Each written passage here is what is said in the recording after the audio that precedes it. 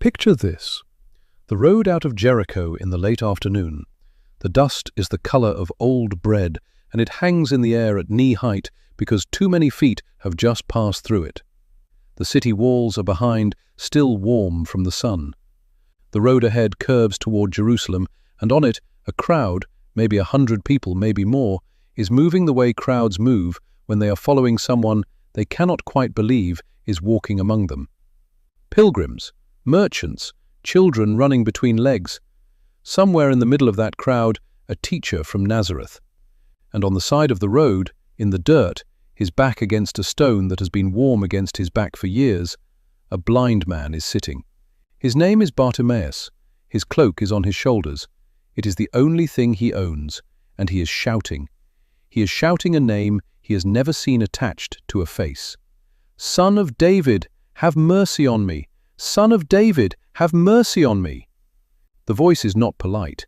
It is not the voice of a man who has rehearsed a prayer. It is the voice of a man who has been sitting in the same place long enough to know that nothing comes to him unless he tears it out of the air with his own throat. And the crowd turns, not to help, to shush, to scold, hands waving in his direction he cannot see, voices hissing at him to be quiet. Someone steps closer and uses a word on him that, in the original Greek of this story, is the same word used elsewhere for casting out demons. They do not just tell him to stop, they rebuke him, like he is something unclean that has wandered too close to something holy. And he hears all of it. He hears every voice telling him he is too much, too loud, too late, too dirty, too undeserving.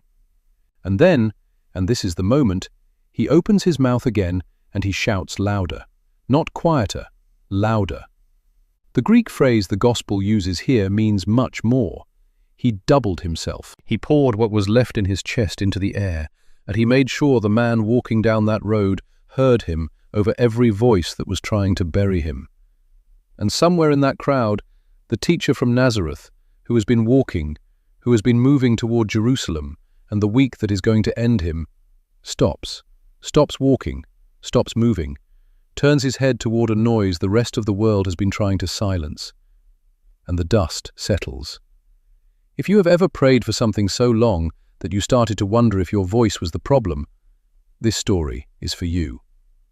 If you have ever felt that everyone around you was being heard, blessed, lifted, while you sat in the same place with the same need, watching life walk past, this story is for you. If you have ever been told, quietly or loudly, that your pain is too inconvenient, that your need is too repetitive, that you should be further along by now, and stop asking for the same thing, this story is for you. Not as a lesson, as a letter written for you personally, 2,000 years ago, and just a long time arriving. To understand what happened on that road, and why it reaches you tonight, we have to go back a little. Back before the shout. Back to who this man actually was, and what his days actually looked like, and why him sitting up and using his voice that afternoon was something closer to an earthquake than a prayer. Because the moment makes a different kind of sense once you know what it cost.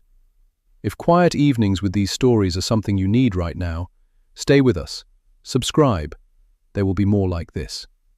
So, let us begin where the Gospel of Mark begins this scene, with a road, a city behind, a crowd in motion, and a man on the ground who has been part of the landscape for so long that no one in that crowd would have been able to tell you his name if you asked. Mark tells us his name anyway. Bartimaeus, son of Timaeus. As if to say, before we go any further, you should know, this is a person. He had a father. He had a name. He was not a piece of the road. He was a man. And on the afternoon we are about to enter, something in him decided that today was not going to be like every other day he had ever sat in that exact spot. Today, when the footsteps came, he was going to make a sound the world could not walk past. Today, he was going to use the only thing he had left that worked, his voice, and he was going to use it for the only name he had heard, whispered in the marketplace and along the roads, that people said might actually stop and look at someone like him. Son of David. 2 words, said by a man who could not see the face he was saying them to, said into a crowd that was already turning to silence him, said anyway. Jericho in the 1st century is not a small town. It is one of the wealthiest cities in the region.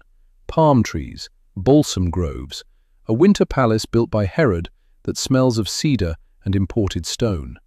Caravans come through it because the road from the Jordan crossing up to Jerusalem runs straight through its gates, and every pilgrim heading to the temple for a feast passes this way. Which means, if you are a blind beggar in Jericho, you have chosen, or been pushed to, the best piece of real estate in your world. The gate, where the road bottlenecks, where every traveler must slow down, where every devout Jew on his way to Jerusalem is already in the mood to do something righteous, and a coin tossed at a beggar at the gate of Jericho counts. This is where Bartimaeus sits. Every morning someone, a relative, a neighbor, maybe no one at all, maybe he walks the same memorized steps himself, brings him to this spot. He spreads his cloak on the ground. The cloak doubles as a sign. In that world, a beggar's outer garment laid out before him was the cup, the thing that said, without words, "I am here, I cannot work, please." Coins land on the wool, sometimes bread, sometimes nothing for hours. He learns the sound of generosity by ear, the soft hesitation before a coin drops, the quick footstep of someone pretending not to see him, the deliberate pause of someone who actually does. He learns the city by sound. Which merchant is shouting today? Which donkey has the loose bell? Which child has been crying since dawn? He knows the gate the way you know the room you grew up in, by every creak, every echo, every shift of warmth on his face as the sun moves. And he knows what people think of him. That is the part you have to sit with for a moment. In his world, in the world of 1st century Judaism, blindness was not just a hardship, it was a question. The kind of question people asked in low voices behind their hands. Who sinned, this man or his parents? They asked it about another blind man later, in the Gospel of John, and the disciples asked it of Jesus directly, which means it was not a strange question, it was the normal one. If you were blind, the assumption walking past you on the road was that somewhere in your family, in your line, in your own hidden life, something had gone wrong with God. You were not just poor, you were evidence, and evidence is a hard thing to sit on a road and be. So picture the days. He hears the feast crowds come and go, Passover, tabernacles. He hears the temple-bound pilgrims singing the songs of ascent in the distance, getting fainter as they climb toward Jerusalem. He cannot go. He has never been able to go. The temple has courts that exclude men like him from the inner spaces, and even if it did not, the road up is 15 miles of climbing through hills that a blind man does not walk alone. So he sits at the gate and listens to other people's worship go past him. Year after year, feast after feast. He hears the joy of God's people on their way to God's house, and he stays where they left him. Sit with that for one more second before we move. There is a particular tiredness that comes from being the person around whom worship happens, but in whom worship cannot quite land. The person at the edge of the room, the person who has been at the same prayer for so long that the prayer has worn a groove in the floor of the heart. The person who hears everyone else's testimony of how God moved and goes home to a cloak on the ground and another morning at the same gate. If you know that tiredness, even a little, you know Bartimaeus before he opens his mouth. And here is what we sometimes forget. He had a name. The Gospel of Mark gives us so few names of the people Jesus heals. There is the woman with the bleeding, no name. The man with the withered hand, no name. The Gerasene with the legion, no name. But this one, Mark stops the entire narrative to tell us, Bartimaeus, son of Timaeus. Some scholars think Mark gives us the name because by the time he was writing his Gospel, Bartimaeus was still alive, still known in the early church, still the man people pointed at and said, that one, he was there, that happened to him. Which means the man at the gate did not stay at the gate. The man whose days were a memorized loop of dust and coins and silence eventually became a name the church remembered by heart. But that is later. Right now, on the afternoon we are walking toward, he is still at the gate, still in his cloak, still listening to footsteps, still cataloguing the sound of the world by ear because his eyes do not bring anything in. And something in the air on this particular day is different. Not because he can see it, because he can hear it. The crowd coming through the gate is bigger than usual. The footsteps are not the rhythm of a normal afternoon. There is a murmur moving through them, the kind of murmur a crowd makes when it is following somebody. He tilts his head. He listens harder. And he begins to ask the only question a blind man at a gate can ask. Who is it? Who is coming? Who is in that crowd? Think about how a blind man learns the world. Not all at once, in layers. The first layer is the closest, the warmth of the stone at his back, the texture of the wool under his fingers, the smell of his own cloak after a long day in the sun. The second layer is the few feet around him, the breathing of whoever is sitting nearby, the scrape of a sandal that he has heard 1,000 times and could name like a face. And the third layer, the farthest layer, is the crowd. A crowd has a sound. Bartimaeus knows crowds the way a fisherman knows weather. He can hear the difference between a market crowd and a funeral crowd, between a wedding procession and a tax collector arriving with soldiers, between pilgrims on the way up to Jerusalem singing as they walk, and a Roman patrol moving in step. He has been listening for so many years that he does not have to think about it. The information arrives in him already sorted, and on this afternoon the sound coming through the gate is one he has not heard quite like this before. It is bigger than a market day. It is more excited than a feast crowd.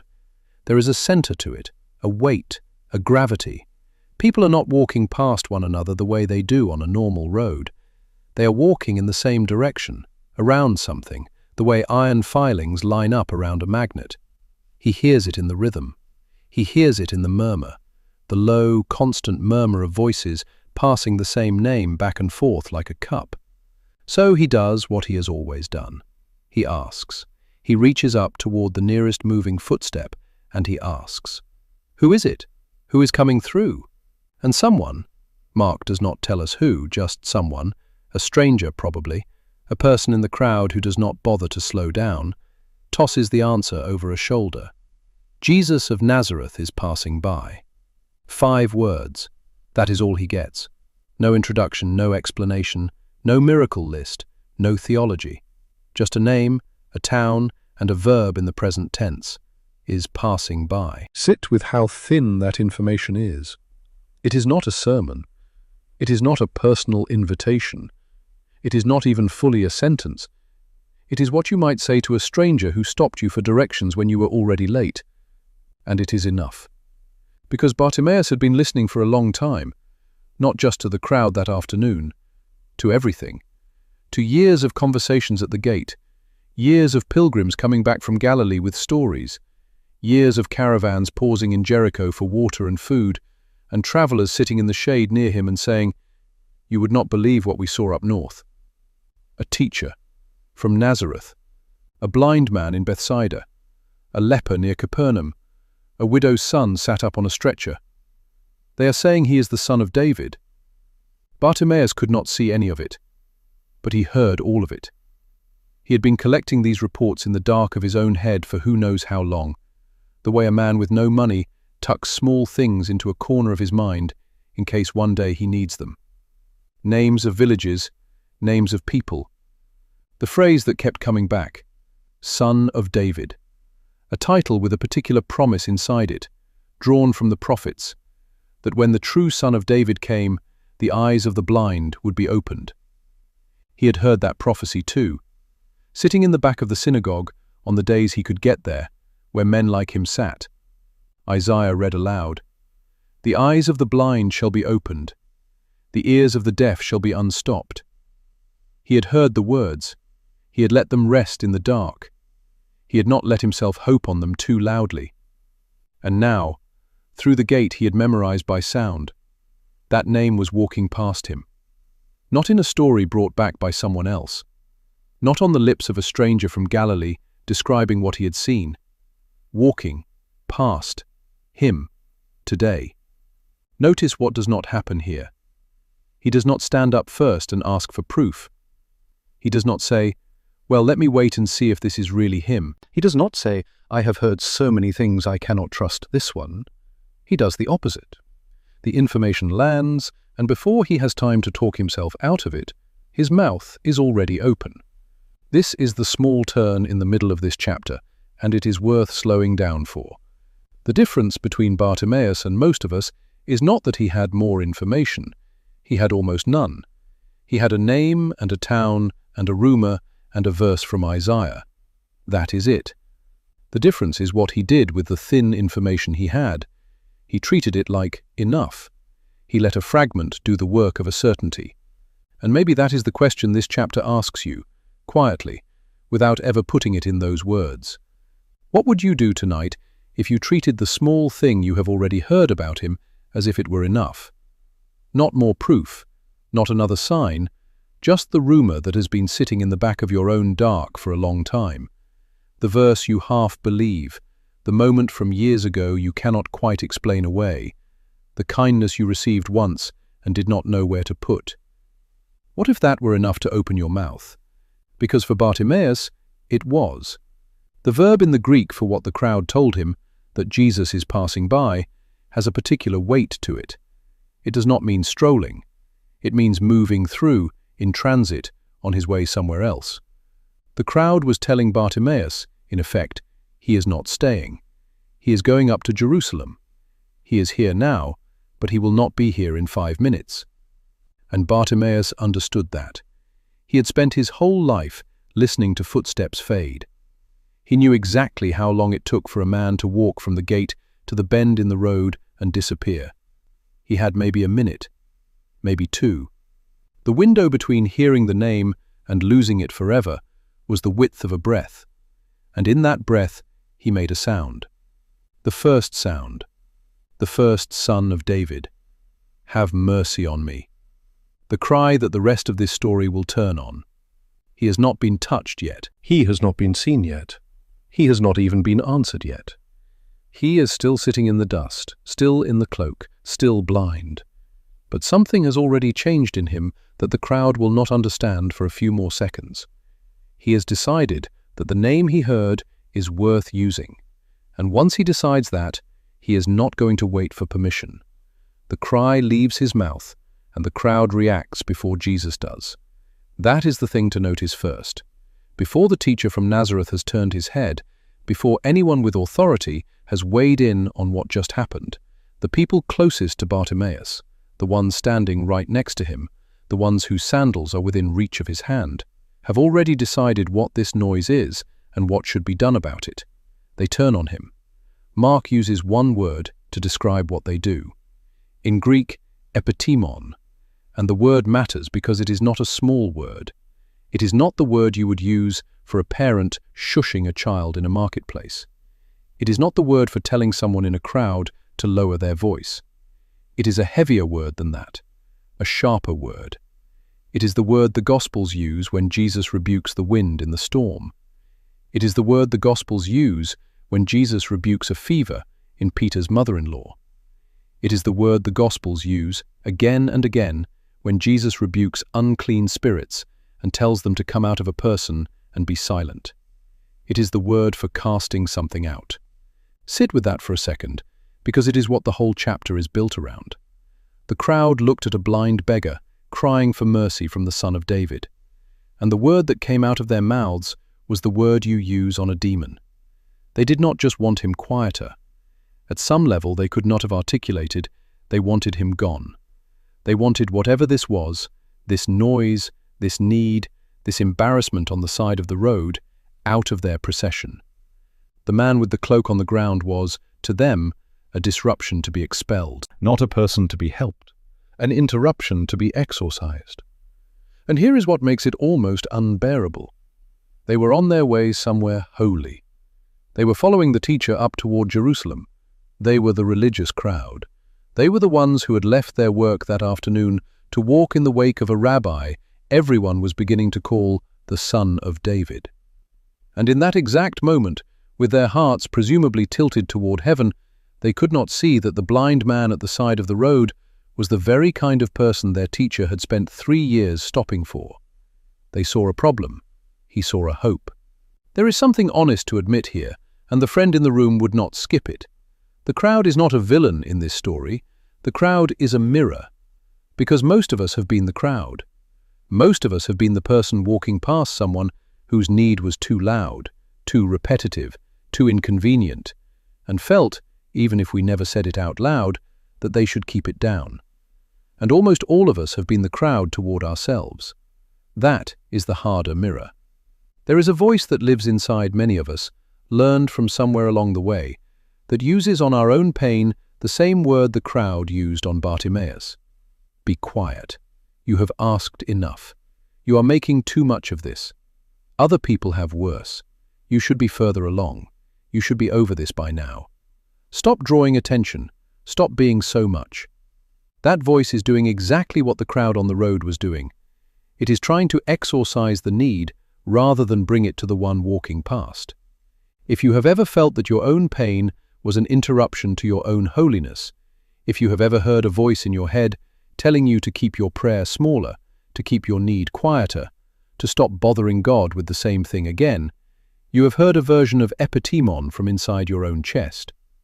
And that voice has been treating something human in you the way the crowd treated Bartimaeus, as something unclean, as something to be cast out.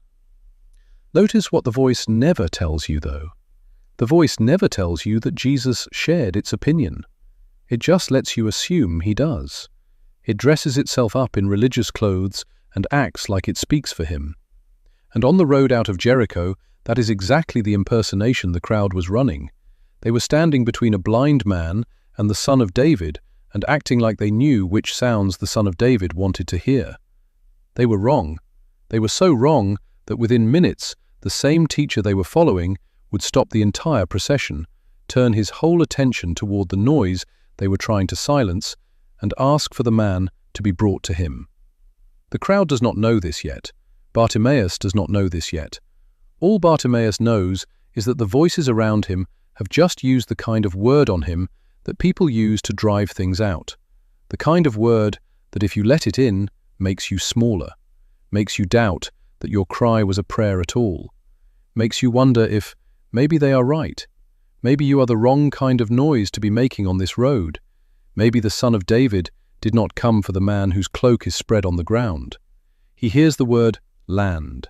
He feels it the way a man feels a stone thrown near him in the dark. He knows where it came from, and he knows what it means. And in the half-second after it lands, in the breath between being rebuked and deciding what to do with it, something in him chooses. Not to argue with the crowd, not to explain himself, not to apologize for being loud, something simpler than that. He decides that the voice he is calling toward matters more than the voices trying to silence him. He decides that the name he heard a few seconds ago is more authoritative than the chorus telling him he is not allowed to use it. He sits there in his cloak, in the dust, with the word epitemon still ringing in the air around his head, and he takes in a breath, a deeper one than the first. And what he does with that breath is what the next chapter is about. And then he opens his mouth a second time. Mark gives this second cry its own little phrase, 2 small Greek words tucked into the sentence that English translations usually flatten into something tame like, he cried out all the more. The Greek is polo malon. It does not mean a little more. It does not mean he raised his voice slightly. It means by much more, by a great deal more, by a margin so wide that anyone listening would not be able to miss the difference between the first cry and the second. The first cry was the cry of a man testing whether his voice would carry. The second cry is the cry of a man who has heard the answer the world gave him and decided that the world is not the one he is talking to. There is something almost terrifying about it if you stop and picture it. He is still sitting. He is still blind. The crowd has just used a word on him that you use for unclean spirits. The polite religious instinct, the instinct most of us would have, would be to shrink, to get smaller, to apologize with the body, drop the eyes, lower the voice, mumble the rest of the prayer into the cloak. That is what shame does to a body. It folds it inward. Bartimaeus does the opposite. He unfolds. He pulls in a deeper breath than the first one, and he sends the same words back out. Son of David, have mercy on me. But this time with everything he has. Not pleading, not asking permission, insisting. The same prayer, twice as loud, aims straight over the heads of the people trying to bury it. Sit with that picture for a moment, because it is the picture this whole video is built around. A man who has been told by the religious crowd that his cry is the wrong kind of cry, and who, instead of believing them, raises the volume. A man who treats the rebuke as proof that he should pray harder, not softer. A man whose response to being silenced is to become unmistakable. And here is the part of the gospel that turns on a hinge. Mark records that Jesus stopped. The verb in Greek is simple, but the picture is not. The whole procession, the disciples, the pilgrims, the children, the crowd, is in motion. Bodies moving up the road, feet kicking up dust. And in the middle of all of it, the teacher from Nazareth comes to a complete stop. Everything around him keeps moving for a half-second more, the way a crowd does when the person at the center stops without warning, and then it ripples. People bump into each other. Sandals scuff. The murmur cuts off mid-syllable. And there is a moment, a real moment, you can feel it in the text, where the road just stands there, stopped, because of one voice. Stay with that, because it matters more than almost anything else in this story. The Son of David, on his way to Jerusalem, on his way to the cross, and he is not too busy. He is not too important. He is not too far down the road. The noise the crowd was trying to silence is the noise he chooses to stop for. Of all the sounds on that road that afternoon, the singing pilgrims, the disciples arguing about who would be greatest, the merchants calling their prices, the children, the one sound that reaches him, the one sound that pulls him out of the rhythm of his own walking, is the doubled cry of a blind beggar who would not be quiet. Sit with the friend's question for a second. What does it tell you about him that this is the sound he stopped for? Not the cry that was polished, not the cry that came from inside the temple, not the cry that was theologically correct or socially appropriate. The cry that was loud, repeated, embarrassing, against the rules of the crowd, and aimed at him by name. That is the cry that turned his head. That is the cry that ended the forward motion of the Son of David. Something in him recognized something in that voice, and he stopped. And here is the gentle thing to lay down beside that picture, for whoever is listening tonight. If you have been told, somewhere along the way, that your prayer needs to be smaller before God will hear it, Polo Malon is in this gospel for you. If you have started to whisper the same need you used to bring openly because you got tired of feeling like a nuisance for asking, Polo Malon is in this gospel for you. If somewhere inside you there is still a cry that you have been trying to quiet on his behalf, as if he needed your help managing his own attention, Polo Malon is in this gospel for you. The man who would not be quiet is the man Jesus stopped for, not in spite of his refusal to be silenced, because of it. There is one more thing to notice before we move on, and it is quiet but important. Bartimaeus did not change his prayer when he raised his volume. He did not add to it. He did not refine it. He did not make it more eloquent. He shouted the same 6 words, twice as loud. Son of David, have mercy on me. The prayer he had refused to swallow in the first cry was the prayer he refused to swallow in the second. There is something deeply freeing in that for the person who has been praying the same thing for years and wondering if they should find new words for it. Sometimes you do not need new words. Sometimes you just need to stop apologizing for the old ones. Sometimes the prayer that has been worn smooth in your mouth from repetition is exactly the prayer that, said one more time without flinching, makes the Son of David stop on the road. He is standing still now, in the middle of the procession. The dust is settling around his sandals. The crowd is realizing slowly that something has shifted. And the man who shouted louder is still sitting in his cloak, breathing hard, not knowing yet what he has just done. Not knowing yet that the footsteps have stopped fading. Not knowing yet that the next sound he hears will be a voice turning toward him. And then the voice does turn toward him, but not the way Bartimaeus might have imagined it if he had let himself imagine it at all. There is no announcement, there is no thunder, there is no hand on his shoulder yet. What there is, instead, is a sentence Jesus speaks to the same crowd that just tried to silence the blind man. Call him. 2 words given to the very people who had been telling him to be quiet. The instruction goes through them like a current. The same hands that were waving him down now reach toward him. The same voices that hissed at him to stop now lean down and tell him, in tones that are suddenly different, softer, almost embarrassed, "Take heart. Get up. He is calling you." Mark gives us their reversed sentence almost word for word, and it is one of the quiet miracles of this story, easy to walk past. The crowd that was the obstacle becomes the messenger. They have not had a change of heart, they have had a change of direction, because the one they were following has just made it clear which sound he was listening to all along. And then comes the part of the story we are sitting with tonight. Bartimaeus comes to him. We will come back in the next chapter to what it cost him to get up and how.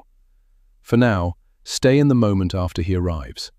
He is standing in front of Jesus, close enough to feel the warmth of another body in the cooling afternoon air, close enough to smell the dust of the road on the man in front of him, and probably the sweat, because they have been walking for hours. Close enough that the crowd is no longer a wall of noise, but a ring of listeners leaning in. And Jesus looks at him and asks him a question. "What do you want me to do for you?" Sit with that question for a long second, because at first hearing it is almost insulting. The man is blind. Mark has told us so twice already. The crowd has just told Jesus by their behavior that this is the blind beggar at the gate. Everyone within 10 feet of this conversation knows what Bartimaeus would ask for if he were asked. So why does Jesus ask it? Why does he not just touch the eyes the way he touches eyes in other stories?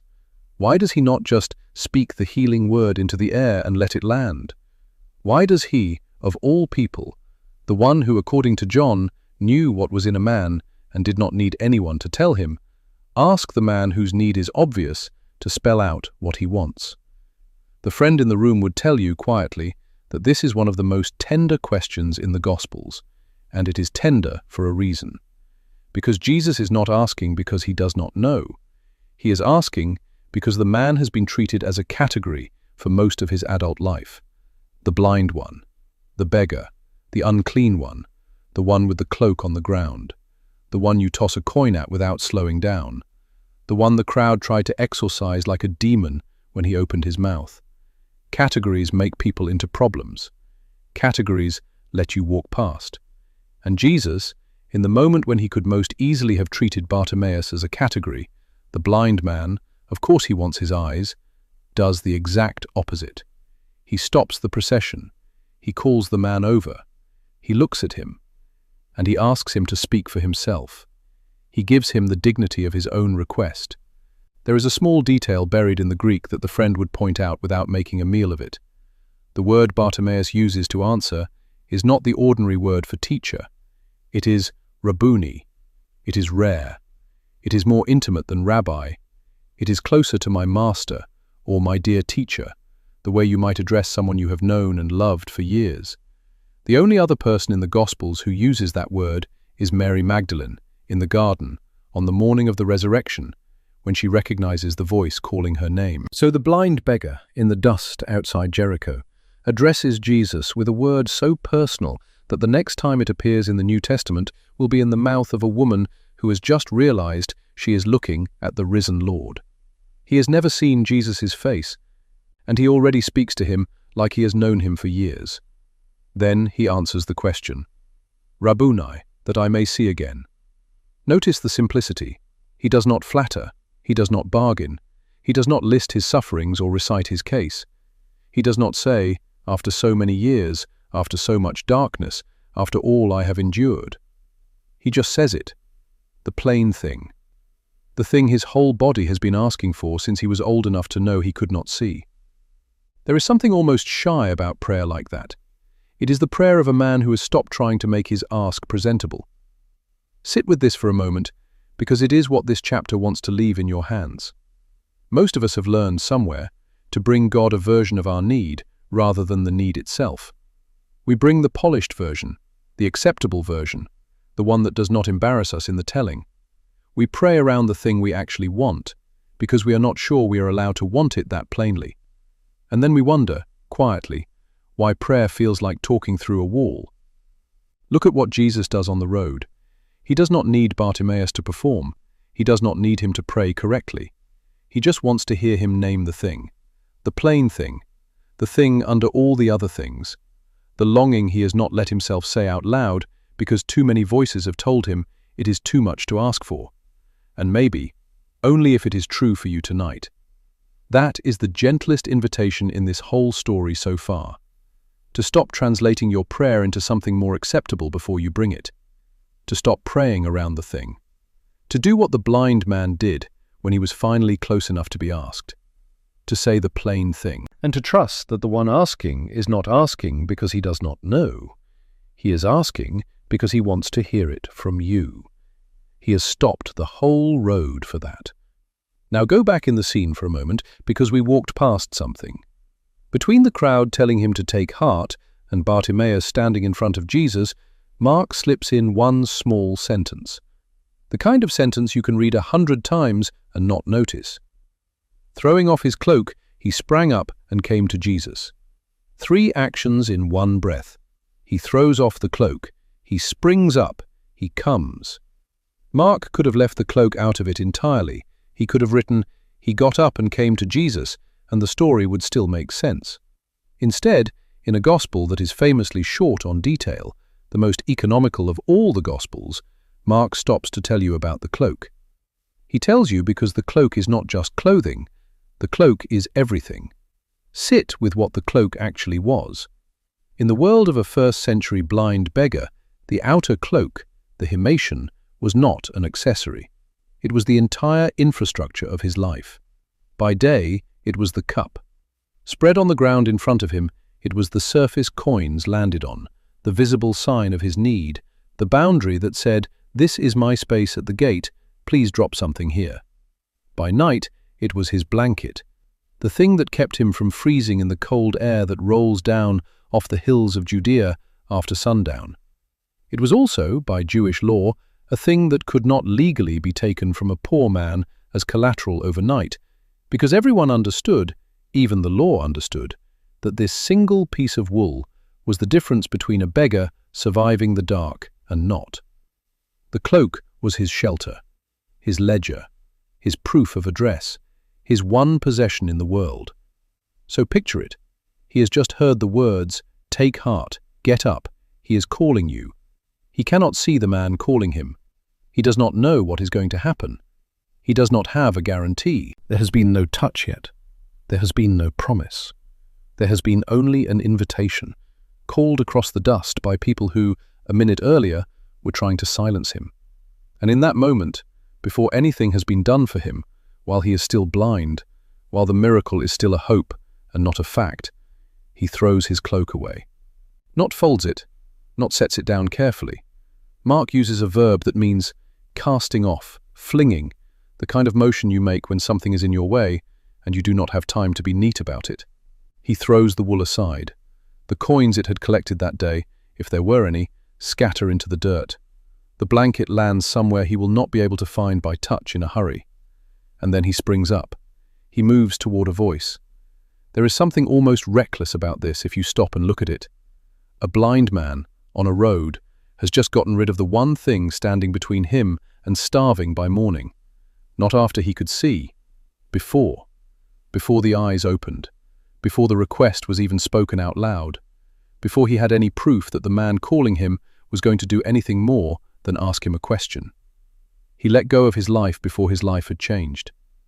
The friend in the room would say, quietly, that is the line in this story you cannot rush past.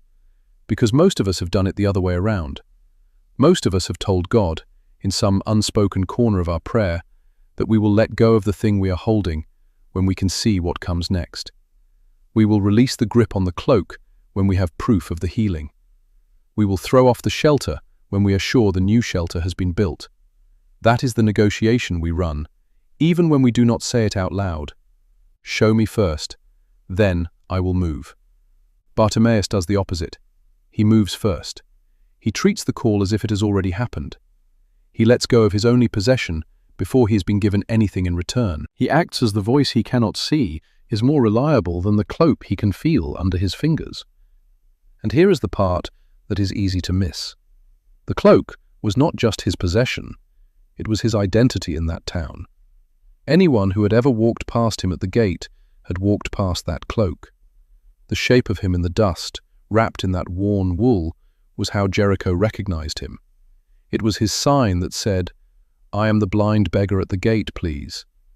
The moment he threw it off, he stopped being that man, in his own body, before anyone else's eyes had caught up.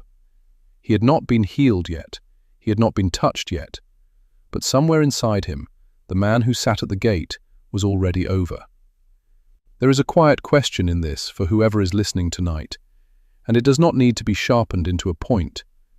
What is the cloak you have been holding on to while you wait for him to do something first? The thing that has been your shelter, even though it has also been your ceiling. The identity you have worn so long, you are not sure who you would be without it. The way of being in the world that has protected you and also kept you sitting in the same place, year after year, at the same gate. You do not have to answer the question. The chapter just wants to leave it next to you in the room, because Bartimaeus answered it without a word. He answered it by letting the wool fall, by moving toward a voice while his hands were still empty, by trusting that the one who had stopped on the road would not call him forward, only to leave him with less than he came with. There is one more small thing worth noticing before we go. Mark, the careful narrator, comes back to that cloak at the very end of the story, not by mentioning it again, by not mentioning it again. When the scene ends and Bartimaeus moves on, the cloak is never picked up. It stays on the road. The wool that had been his life for years lies in the dust where he flung it, and he does not look back for it. He does not need it anymore. He has already gone past it before he can even see where it is. For now, picture him there, standing without the cloak, the afternoon air on his arms in a way it has not been in a long time, his one possession behind him in the dirt, his blind eyes still blind, but his body already pointed forward, leaning a half step toward the voice that called him. Empty-handed, and closer to free than he has been in years. And then it happens. The thing the whole road has been holding its breath for. Jesus looks at the man standing in front of him, the one who would not be quiet, the one who threw away his life before he had been given anything in its place. And he speaks one sentence. "Go. Your faith has made you well." That is all. No touch, no mud on the eyes, no hand cupped to the face, no prayer over him, no spit, no clay, no production. Just a sentence, gently given to the man whose voice had brought him to a halt. And Mark, who has been spending detail like a man with no money, gives us the next moment in 3 small Greek words that mean what they say. Immediately, he saw. The dust, the cloak in the dirt behind him, the disciples, their faces, the other beggars further down the road who had not made a sound, the sky over Jericho, gold now with the late afternoon. A face he had never seen but had spoken to like he had known it for years. The face of the man who had stopped the whole procession for him. Picture him in that first second, eyes open, standing without a cloak, looking at the Son of David, not saying anything yet, because there is nothing to say that the looking is not already saying. Now picture the road out of Jericho, the same road, the dust still the color of old bread, the crowd, sandals scuffed, voices lower than they were a few minutes ago, beginning to move again toward Jerusalem. The teacher from Nazareth turning back into the rhythm of his own walking. And then, behind him, falling into step, Bartimaeus. Mark gives us one last line, and you can read past it if you are not careful. He followed him on the road. 4 words. The whole rest of his life in 4 words. He did not go home. He did not go back to the gate. He did not pick up the cloak. He did not even, as far as we are told, sit for a moment in the grass and let his new eyes adjust to the world he had only ever heard. He followed. The same road he had been listening to footsteps fade down for years became, in one afternoon, the road his own footsteps walked. The crowd that had tried to silence him was now the crowd he walked with. The man he had shouted for was the man whose back he kept his eyes on. 15 miles uphill, all the way to Jerusalem. The friend in the room would point out something quiet here, because it is easy to miss in the relief of the ending. The crowd that used the word epetimon on him is never mentioned again. They are not punished. They are not named.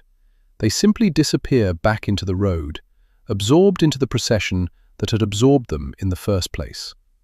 Mark does not tell us they repented. He does not tell us they apologized. He only tells us that the man they tried to silence is the one who followed Jesus up the hill. The voices that wanted him exorcised got to keep walking, but they walked behind the one they had tried to silence, because he was now in front of them, with eyes. That is the only justice the chapter gives them, and it is enough. And the cloak stays on the road. Somewhere in the dust outside Jericho, a piece of worn wool lies where it was flung, and the man who used to need it walks past it without looking back, because he does not need to find it. He has stopped being the man who needs it.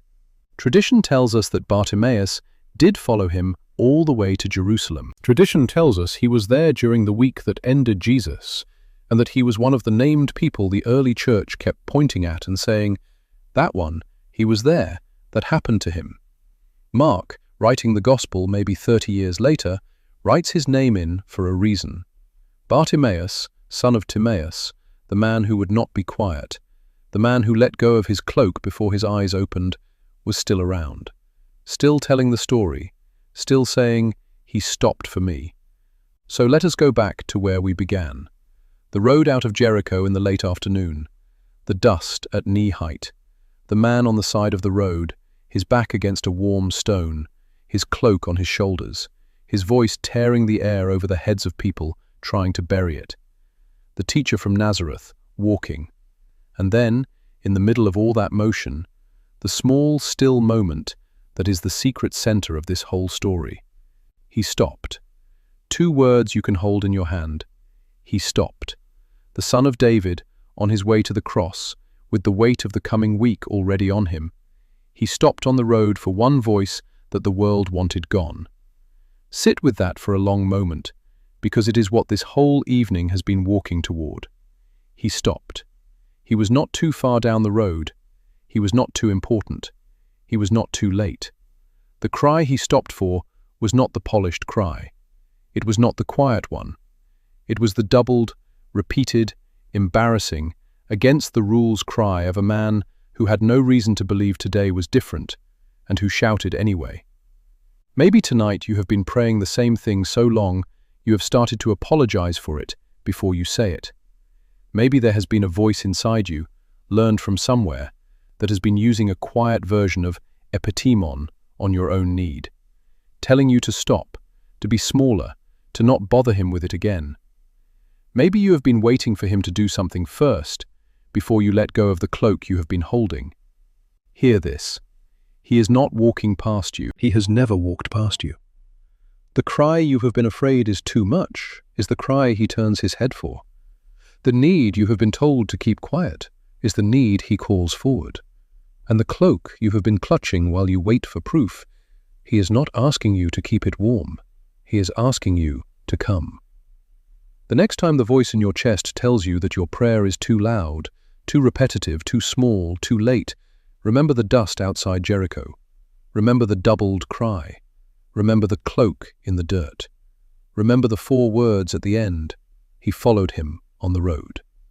And remember the 2 words underneath all of it. He stopped. He stopped. He stopped. Let us pray. Lord Jesus, Thank you for stopping on the road for a man whose voice the world wanted gone, and for letting us listen in. We confess we have been quieter than we wanted to be. We have apologized for our own prayer. We have held the cloak too long, waiting for proof before we moved. Teach us gently to be louder where we have been small, and to let go where we have been clenched. Help us to trust the voice that called Bartimaeus forward. We are still here. We are still asking. Have mercy on us, Son of David. Amen. I would love to know which moments stayed with you tonight. The doubled cry into a crowd trying to silence him. The cloak thrown in the dust before he could see. The 4 words at the end. He followed him on the road. Tell me down below. I read what comes in here, and I read it slowly. And next time, the night Jesus knelt in a garden so heavy with sorrow that his sweat fell like blood, and what he asked his Father for, and what he was given instead, and why he still got up and walked toward the soldiers. Come sit with that one with me when you are ready.